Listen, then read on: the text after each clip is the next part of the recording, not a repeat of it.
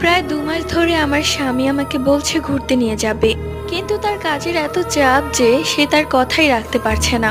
Finally এবার আমি তাকে বলেই ফেললাম, আজকে যদি তুমি আমাকে ঘুরতে নিয়ে না যাও তাহলে আমি কালকেই বাপের বাড়ি চলে যাব। এই কথা শুনে স্বামী বলল, ঠিক আছে, তুমি তৈরি হয়ে নাও। আমিও হাসলাম আর মনে মনে ভাবলাম, যাক, এইবার কাজ হয়েছে। ঝটপট করে তৈরি হয়ে নিলাম।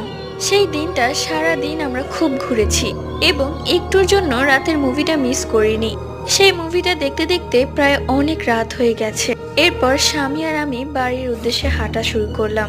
কোথাও গাড়ি পাচ্ছিলাম না। অনেক কষ্টে ভাড়া বাড়িয়ে দেওয়ার কথা বলে একটি রিক্সায় উঠলাম। রিক্সা চলছে। স্বামীর সাথে বেখেয়ালি কথা বলতে বলতে হঠাৎই আমি লক্ষ্য করি একটি কালো ধোঁয়ার মতো কি যেন একটা আমরা যেখানেই যাচ্ছি আমাদের পিছু পিছু আসছে।